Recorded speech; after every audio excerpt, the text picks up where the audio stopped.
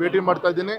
ವಿಶೇಷವಾಗಿ ನಂದು ಅಡಿಕೆ ಬೆಳೆಗಾರರ ಪರವಾಗಿ ನಂದು ವಿನಂತಿ ಇಷ್ಟೇ, ನಮ್ಮ ಶಿವಮೊಗ್ಗ ಜಿಲ್ಲೆ ಒಂದು ತಾಯಿ ಸ್ಥಾನದಲ್ಲಿದೆ. ಅಡಿಕೆಯನ್ನು ಬೆಳೆಯುವಂಥ ದಿಕ್ಕಿನಲ್ಲಿ 2.5 ಲಕ್ಷ ಹೆಕ್ಟೇರನ್ನು ಪ್ರೊಡಕ್ಷನ್ ಮಾಡ್ತಾ ಇದ್ದೀವಿ. ಒಂದು ಕಡೆಗೆ ಗುಟ್ಕಾ ಆ ದಿಕ್ಕಲ್ಲಿ ನೀವು ಬಿಗಿನಿಲ್ವೋ ಅದೊಂದು ಕಡೆ ಮಾಡೋಕ್ಕಿಂತ ಮೊದಲು ಇಲ್ಲಿ ಪರ್ಯಾಯ ನಮ್ಮ ಅಡಿಕೆ ಬೆಳೆಗಾರರಿಗೆ ಯಾವ ರೀತಿಯಿಂದ ಶಕ್ತಿ ತುಂಬ್ತೀರಿ ಅಂತ ಸ್ಪಷ್ಟತೆಯನ್ನು ಕೊಟ್ಟು ಆಮೇಲೆ ನಿಷೇಧ ಇದ್ರ ಬಗ್ಗೆ ಮಾಡಿದ್ರೆ ಚೆನ್ನಾಗಿತ್ತು. ಸೊ ನಾಡಿದ್ದು ಹೋಗ್ತಾ ಇದ್ದೀನಿ. ಗೌರವಿತ ಹೆಲ್ತ್ ಮಿನಿಸ್ಟರ್ ಕೂಡ ಮೀಟ್ ಮಾಡ್ತಾ ಇದ್ದೀನಿ. ಈ ವಿಚಾರದಲ್ಲಿ ನಮ್ಮೆಲ್ಲ ಶಾಸಕರು ಮೀಟ್ ಮಾಡ್ತಾ ಇದ್ದೀವಿ, ಕನ್ವಿನ್ಸ್ ಮಾಡೋಂಥ ಪ್ರಯತ್ನ ಮಾಡ್ತೀವಿ. ನಾಳೆ ವಿಶೇಷವಾಗಿ ಸಂಘಟನೆಗಳು ಸಹ ನೋಂದಣಿ ಆಗಲ್ಲ, ಹಾಗಾಗಿ RSS ನೋಂದಣಿ ಆಗಿಲ್ಲ ಅಂತಿದ್ದಾರೆ. ಇದ್ರ ಜೊತೆಗೆ ಯತೀಂದ್ರ ಅವರು ಸಹ 1000 ಹೆಡೆಗಳ ವಿಷ ಸರ್ಪ ಅಂತ ಹೇಳಿದ್ದಾರೆ.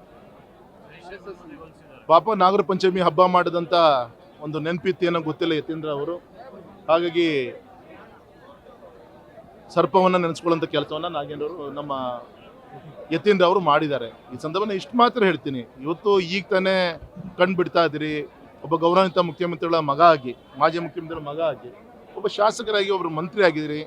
ಒಳ್ಳೆ ದಿಕ್ಕಿನಲ್ಲಿ ಬೆಳೆಯುವಂಥ ಕೆಲಸವನ್ನು ಮಾಡಬೇಕೇ ಹೊರತು ನಿಮ್ಮ ಸಾಧನೆಗಳನ್ನು ಹೇಳ್ಕೊಂಡು ಬೆಳೆಯೋಕೆ ಹೊರತು ಇಲ್ಲಂತ ಸುಳ್ಳನ್ನು ಹೇಳ್ಕೊಂಡು ಬೆಳೆಯುವಂಥ ಒಂದು ಓಟಿನ ರಾಜಕಾರಣ ಮಾಡುವಂಥ ಅವಶ್ಯಕತೆ ಇಲ್ಲ ಅಂತ ಈ ಸಂದರ್ಭ ನಾನು ಹೇಳಲಿಕ್ಕೆ ಇಚ್ಛೆ ಪಡ್ತೇನೆ. ಮತ್ತು ಹರಿಪ್ರಸಾದ್ ಅವರ ಒಂದು ಮಾತುಕತೆ ಏನು ಅಂತ ನಮಗೆಲ್ಲರೂ ಕೂಡ ಗೊತ್ತಂತ ವಿಚಾರ. ನಾನು ಆಗಲೇ ಹೇಳಿದಲ್ಲ, ಸೋನಿಯಾ ಗಾಂಧಿಯವರು ಒಂದೇ ಮಾತನ್ನು ಮಾಡಿದಂಥ ಅವಮಾನಕ್ಕೆ ಅವರೇ 2 ರೀತಿಯಂತ ಈ ಬಗ್ಗೆ ಒಂದು ಹೇಳಿಕೆಯನ್ನು ಕೊಟ್ಟರು. ಒಮ್ಮೆ ಗೌರವಾನ್ವಿತ ಸೋನಿಯಾ ಗಾಂಧಿಯವರು ಆ ಒಂದು ತಪ್ಪು ಹೇಳಿದ್ದನ್ನು ಸರಿ ಮಾಡ್ತಾ ಇದ್ರು ಅಂತ ಒಂದು ಕಡೆ ಹೇಳ್ತಾರೆ, ಇನ್ನೊಂದು ಖರ್ಗೆ ಅವರಿಗೆ ಚೇರ್ ಕೊಡ್ತಾ ಇದ್ರು ಅಂತ ಹೇಳ್ತಾರೆ. ಈ ರೀತಿಯಂತ ಒಬ್ಬ ಕಾಂಗ್ರೆಸ್ ಪಕ್ಷದ ಅಧ್ಯಕ್ಷರಾಗಿ ಈ ರೀತಿಯಂತ 2 ರೀತಿಯಂತ ಹೇಳಿಕೆಯನ್ನು ನಿಮ್ಮ ಸ್ಥಾನಕ್ಕೆ ಗೌರವ ತರುವಂಥ ವಿಚಾರ ಅಲ್ಲ ಅಂತ ನಾನು ಹೇಳಲಿಕ್ಕೆ ಇಚ್ಛೆ.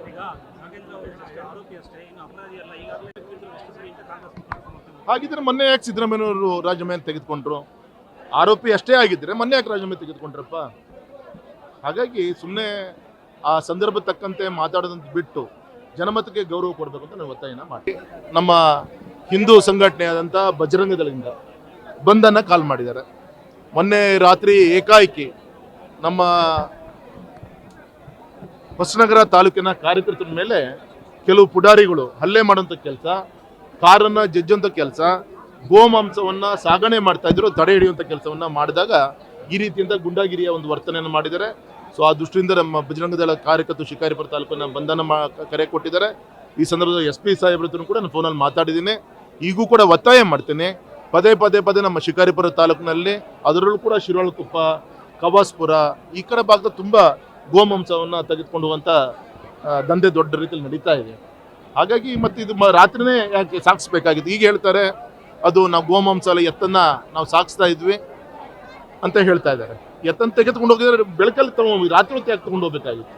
ಈ ರೀತಿಯಂತ ಇನ್ನೂ ಕೂಡ ಈ ರೀತಿಯಂಥ ಘಟನೆಗಳು ನಡೀತಾ ಇದೆ. ಅದ್ರ ವಿರುದ್ಧ ನಾಳೆ ಬಂದ್ ಕಾಲ್ ಮಾಡಿದ್ದಾರೆ.